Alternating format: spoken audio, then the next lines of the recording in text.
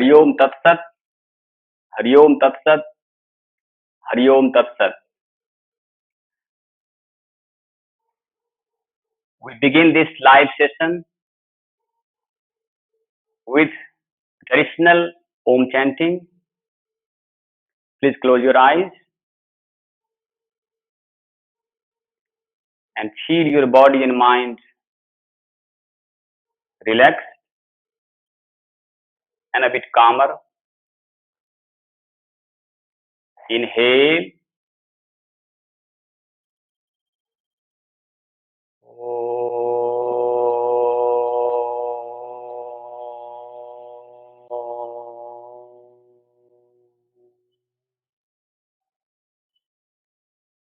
Shanti, Shanti, Shanti.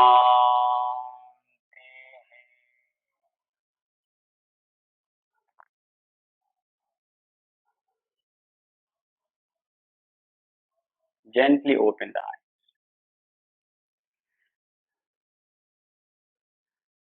I am Rohit Kumar.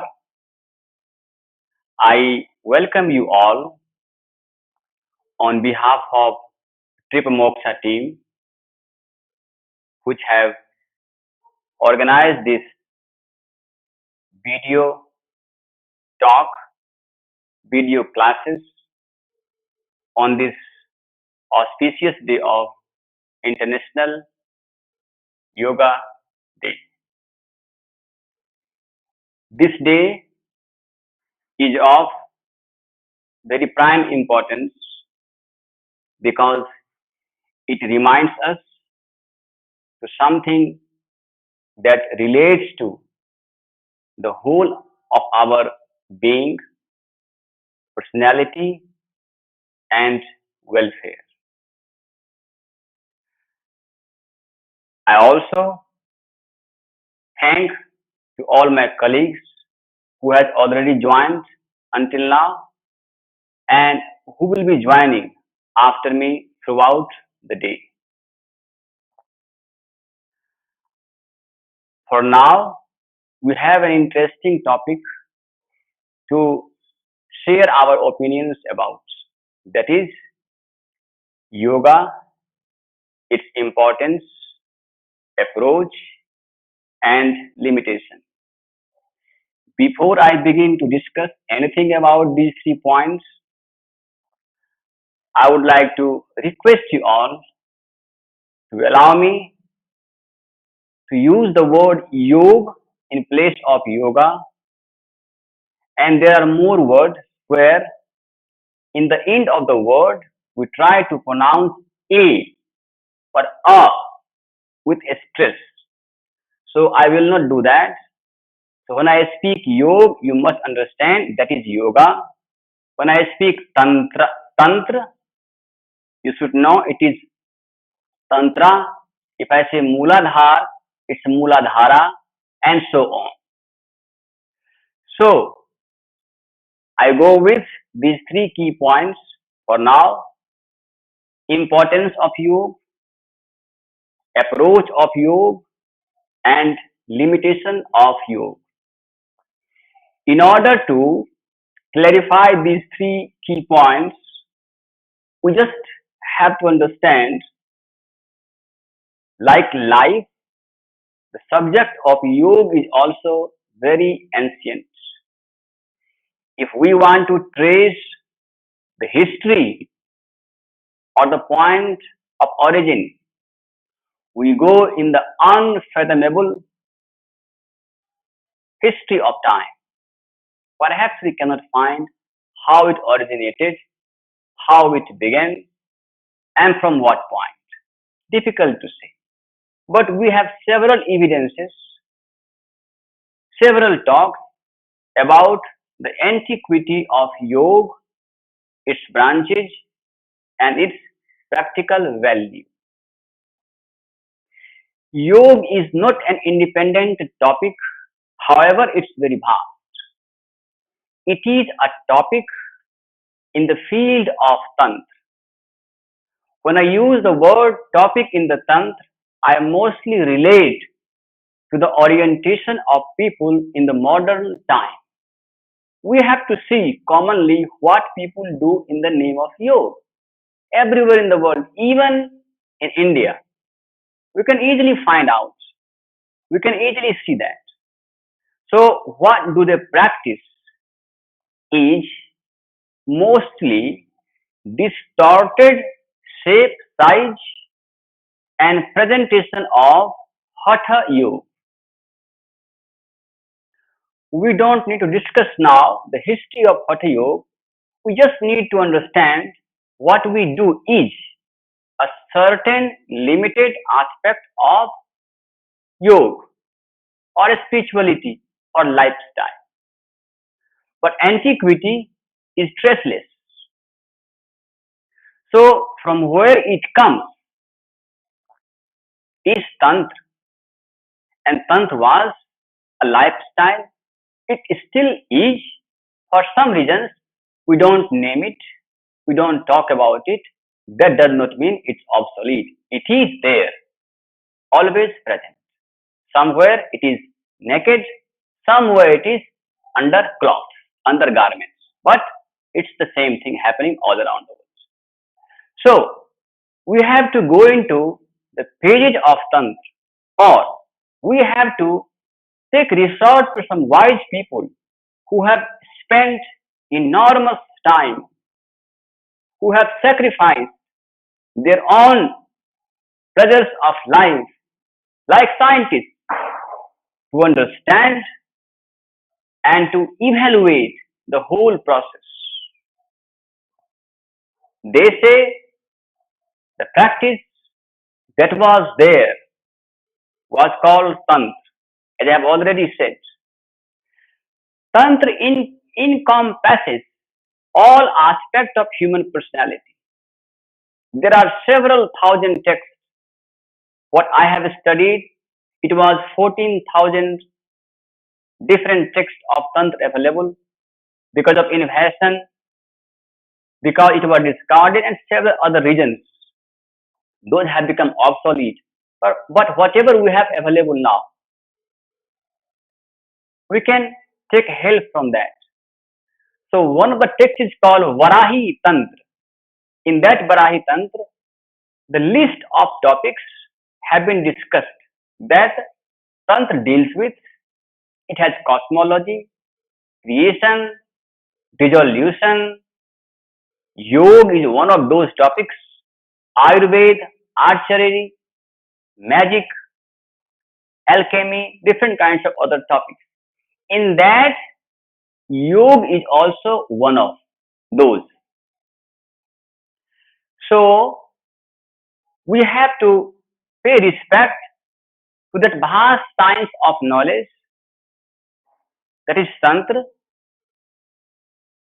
and from that Tantra, we now have to understand that we do something from that.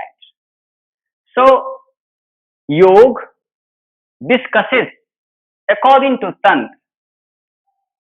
different layers of human personality. For example, we have this physical body that scientists have seen, doctors know very well about, and we also know a little bit about it because we can perceive and feel it, and you can see it also. But beyond that, we have several other things that we cannot see, we can't even feel, but they are there. And those things have been discussed by Tantra enormously. Tantra discusses this physical body in entirety. Also, it goes beyond astral body. It goes beyond further causal body. It talks about nadis. It talks about pran, that's called energy. It talks about chakra. It talks about kundalini. It talks about important nadis, Ira, Pingala, and Susumna, and like that, several other things have been discussed. It talks about seeds, kos, panch kos. It talks about panch pran. So, like that, there are several things it talks about an individual human body. It talks about also what makes physical body, what makes astral body, what makes causal body. So, For example, let's say Mr. A gets some health problem and he goes to doctor. Doctor can only evaluate the problem on the basis of the body has he sees, but the problem may have its seed at some other layer of the body, which they don't know. So, in order to rectify our problems, errors, we need to know the whole of personality that Tantra discusses. So, when I say importance of yoga, that is to know an individual existence in its entirety. This is the very important topic we have to know. And this is a gift of Tantra which has been given to all of us. And Tantra provides the access. So everywhere you go nowadays, what we do now is something comes from Tantra. It's about individual thing. Now further if you go about creation, it talks about the whole creation and how the whole creation has been composed of, what makes the entirety of creation, and also the whole process since beginning till the end and again re-emergence. Everything has been discussed over there. So our limited idea that we have becomes expanded when we take yoga into consideration, but wisely, carefully, and in a broader perspective. That is, in short, I have discussed about the importance of yoga. That through the assimilation of yoga, we will be able to access our other parts, our other layers, and perhaps if universe is kind to us, maybe the whole of our existence. Now, I go about approach. Approach towards yoga. What approach do we need to have about yoga? The question comes, why should one go to yoga? For what reason? Why should we go to yoga? Why shouldn't we go for dancing, swimming, running, and many things else? Sports. Why is it important for somebody to go to yoga? It has several approaches. I don't discuss anything superfluous or anything extraordinary. I am talking about something very general. For example, many people nowadays go to yoga. Nowadays, it's like crowds of people all over the world. Especially today, you go in the street, in the platform, everywhere you will see people are trying to demonstrate something in the name of yoga. So it's happening all the time nowadays. But why should somebody goes to yoga? Many people will tell you for enlightenment. Well, that's a good thing. Second, some people have some health problems. They think I do yoga, it may get little better. Some people go for yoga because they want to create some kind of lifestyle or they want to stay in some ways organized in their life. They go in that way. Also, some people go to socialize because he goes and he goes, I also go. So they are like get infected by others, and with that social infection, they want to be a part of society they're living. They also go to you.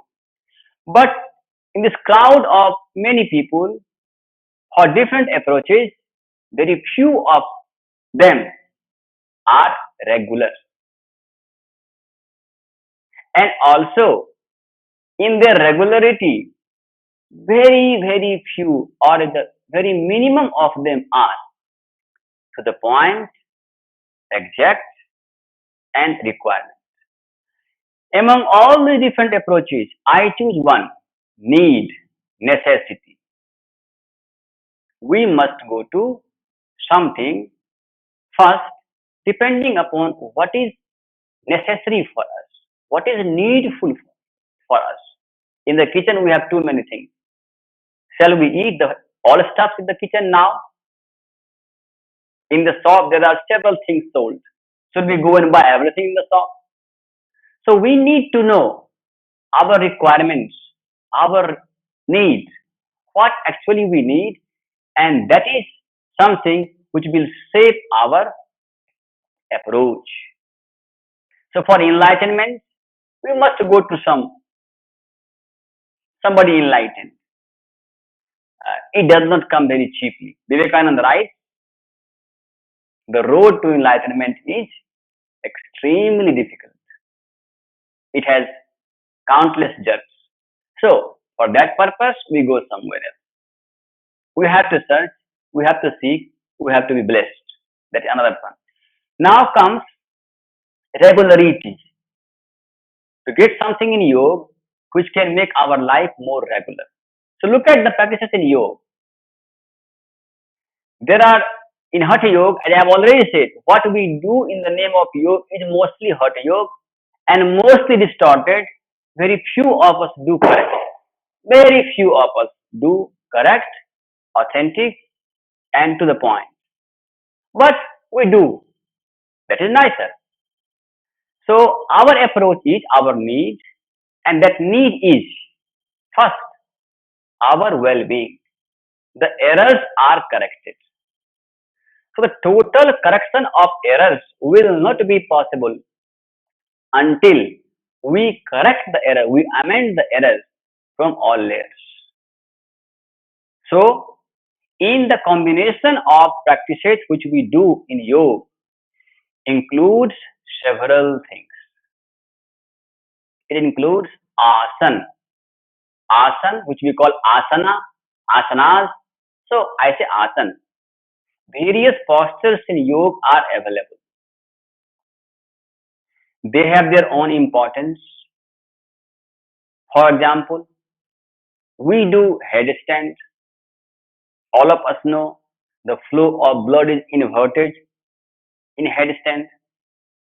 The effect of headstand on the brain, in the heart and lungs have been scientifically tested. We do shoulder stand, Sarvangasana. We know its impact on thyroid gland. We also know the importance of Bhramari Pranayam, hummingbird breath. 10 to 15 times of hummingbird breath stimulates pineal gland. It has been scientifically tested. We do hummingbird breath, and 10 to 15 count of chanting of hummingbird, pineal gland releases a drop of melatonin in the blood. It's been scientifically tested. Chant Om for a couple of times, it alters the waves in the brain. Likewise, there are several things which have been scientifically tested. Effect of meditation, effect of breath awareness. Likewise, several things have been added. So, our approach will be, according to my understanding and according to the understanding of several wise people who I have in my life met and consulted and have learned little bit, that it has to be a combination of several things. Asana is one thing. So, from all these things, we have to select a specific posture according to our limitations. Also, some kind of pranayam, breathing practices, some kind of mudra practices, because it also alters the flow of energy in the body. Some kind of bandha practice, it also regulates the flow of prana in the body. Also, relaxation technique, because every day in our life we go through a stress. So we have to correct that. After that comes behavior. It's also a part of yoga. Behavior includes how we relate to people, family members, society, neighborhood, strangers, how we behave to juniors, seniors of the same age group people. Apart from that, also what do we eat, what work we do, what lifestyle we maintain, what time we go to bed, they all are part of yoga. If you think that I have done Ashtanga Vinyas for 2 hours, now life is done, it will be a severe mistake. That is not the case here. It has to be right from wakefulness till the time we go to bed. And even after that, even sleep in the whole sleeping process, everything is affected.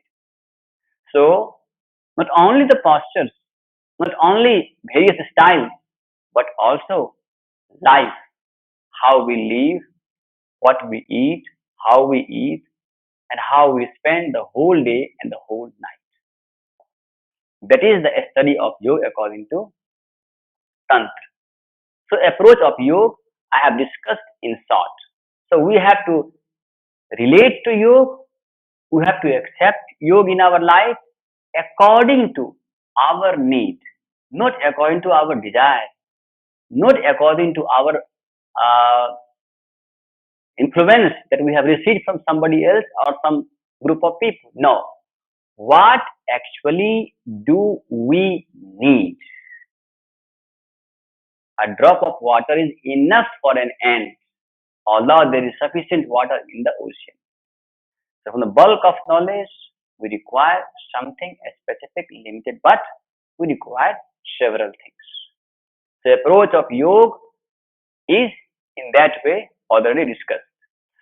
Now I go to limitation, and I will be a little harsh while talking about limitation of yoga because I have some pain, and on this day of yoga, I must say I have to acknowledge it and I have to express it.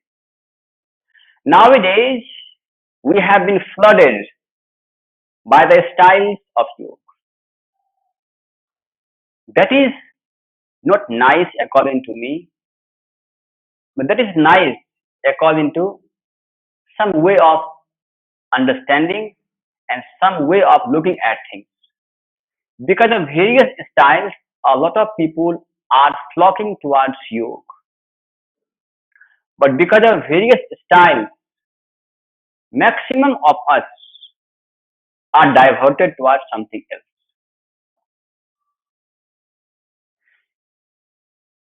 I must tell you one of my experience. I was living in Sweden and I used to go to a language school to learn language.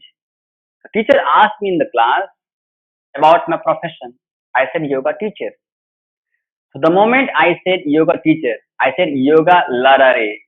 Teacher is called larare in Sweden. So I said yoga larare. So immediately I had said yoga larare. On the whiteboard she wrote, "Oh, yoga larare, yoga teacher, fitness and gym." These two words she immediately wrote just next to you, which was so painful for me. This is the result of how yoga has been placed nowadays. That people look at yoga as fitness, as gym work, and as some kind of buggy jumping and mumbo jumbo. That is not the case, my friends. Yoga has to be respected and honored. It is not fitness, it is not jumping, it is not playing football. It is a serious thing. It's funny also a little bit. It's also easy. So we have to look at yoga in that way. Limitation of yoga is try to filter yoga from this jungle of styles of yoga. As I have already said in the beginning, that all things that we do nowadays in the name of yoga comes from Hatha Yoga and they have been distorted. I know some styles of yoga. I can tell you Ashtanga Yoga, Iyengar Yoga, Bikram Yoga, Hot Yoga, Power Yoga, Beer Yoga, Goat Yoga, and various kinds of yoga have emerged. Some come from India and many have come from Western world and Europe. Too many. You can't know everything. We can't know everything, but they are there. But if you look at them, what do they do? Same thing. Fitness. Okay. Look at the world of yoga in Instagram and Facebook. Ballet dancers, gymnastic people, because they have been trained in their body immediately, apart from their own regular profession like dancing and other things, they also have yoga with them. Their body is more flexible and they go and display on Instagram and all that like that. And that looks like the world of yoga. That is not the case at all. And many of us get deluded that we have to be like that.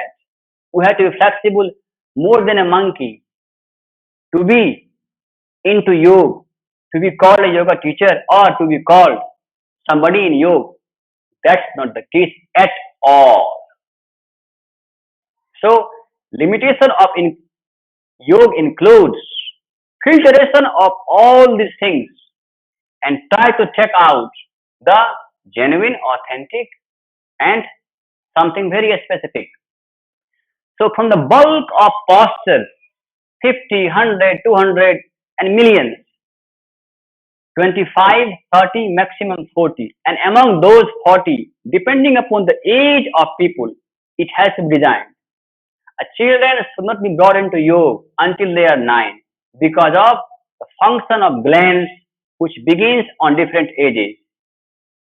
A people over 50 should also design the practices. People who begins yoga right from 9 and 10 years, for them there are more possibilities.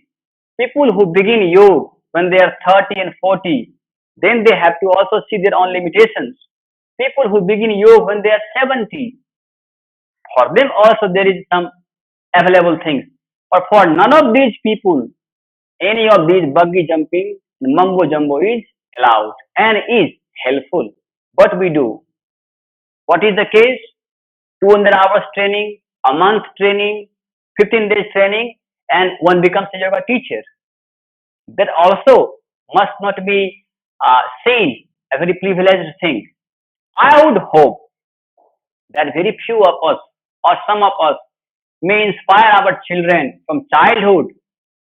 They begin their journey and they spend 20 or 30 years time to understand the entirety of yoga, and then in their right age they might be able to demonstrate and display and educate others. So maybe in the coming time some of us might be available as teachers of that level. But nowadays, because of too many rush of people and uncontrolled aspect of you, there is no check and balance. There is no guidance properly happening. So we have lots of mushroom people coming in the field of yoga and exercise, jumping, running everywhere has been going on. It must be corrected as soon as possible. So, as I have said, limited postures from those pranayam, some of them, various kinds of meditation, some of them, not everything is very much important. And not the whole day practice, 5 hours, 6 hours, 10 hours is also not requirement. So by limitation, I just have to say that from the bulk of information which we have received, we need to find out the correct, the more genuine. And with that approach, I believe the privilege of yoga, respect towards yoga, and the benefits, maximum benefits, will be available to us. The topic of yoga is mostly confined to Hatha Yoga, as I have already said. I would also talk about Yoga Sutra of Patanjali, which is a codification of yoga that mostly relates to human minds. We must know yoga is mostly for human mind, but mind can't be tackled when body is completely organized. So, International Yoga Day is a welcoming approach, but with that approach, we also have to see the impact of yoga, understanding of yoga in its entirety. So, importance of yoga is complete, approach of yoga is also we have nicely discussed. And limitation, I again re-stress that try to accept specific things for our well-being and know for fitness and other physical activities we have more scientific things than yoga, I can tell you. We go to gym trainings, horse riding, and there are wrestling. They have more scientifically tested the behavior of muscles. We can better learn those things on those platforms. In yoga, we must come to access different layers of our personality, and that can be possible only when we follow a genuine approach of yoga. I thank you all these nice people. There are more than 100 people, around 200 people watching this live uh, speech. I am thankful to all of you for giving your time to my words, and I am thankful to Tip Moksha team for organizing this. And I hope on this day we take place that in our life we will take resort to yoga for our total well-being. I wish you a very good day, and I pray God bless you all. Thank you so much. We will do one Om chanting.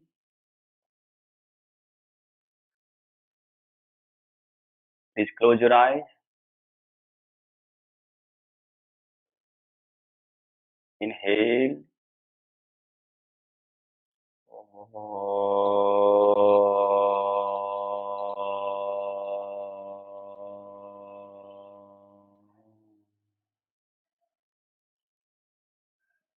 Shanti, Shanti, Shanti.